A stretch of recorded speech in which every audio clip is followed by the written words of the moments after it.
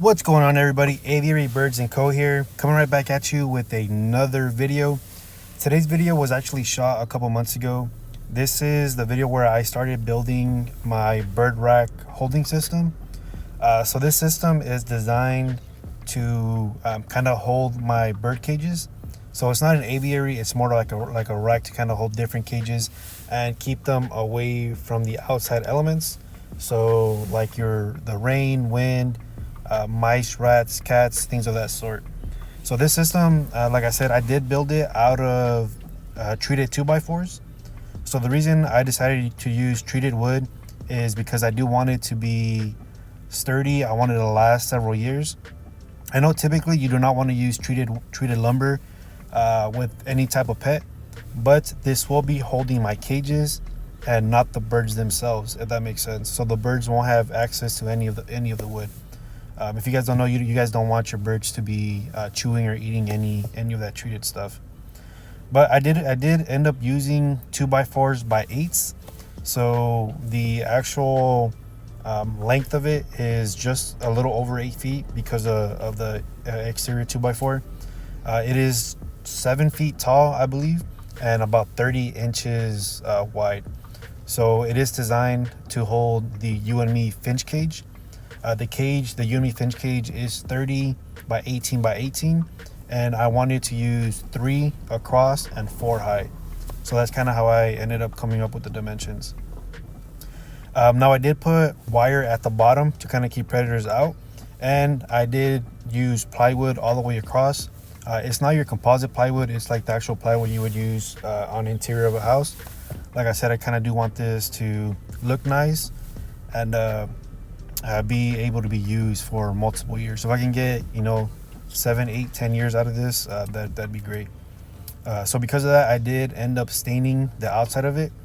So I just used a regular paint roller with some stain and stained the outside. And I did end up adding casters. So there are two stationary casters on one end and 2 swivel casters on the other end. Now those casters, they're designed, I want to say they have 300 pounds each, or something like that. In the future, next time I move the cage, I will be using 4 swivel casters. It just makes it easier for the cage to be able to be moved and things of that sort. With the stationary ones, it's kind of, I thought it would be easier to steer, but no, I believe having the 4 swivel casters will be best. Now, like I said, the height of the actual cage or the rack is over 7 feet tall.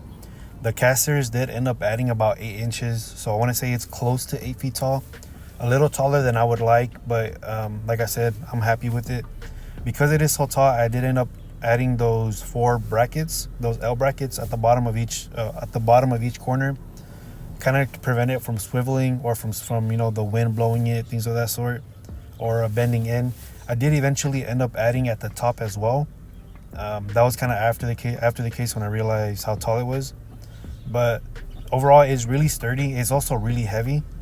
But those casters, they're heavy duty as well. So I was able to move this very easily by myself.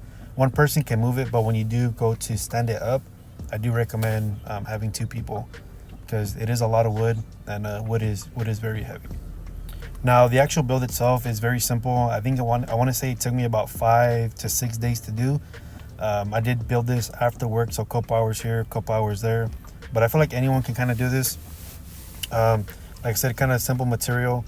The actual roof itself has, I want to say, 1.5 inch drop. And the rain is designed to kind of go away from the entrance where the feed is going to be. So one of the reasons I did decide to build this is because I was having problems with like rainwater or just like sprinkler water, any type of just mist from the outside, getting inside the cages and kind of soiling the feed. So that's also one of the reasons I decided to build this rack. And like I said, it is designed to go 3 across and 4 high. So previously I would just kind of stack them on top of each other and it would be a little bit harder to clean. But with having actual hooked onto the wood itself, it allows me to be able to clean it a lot easier.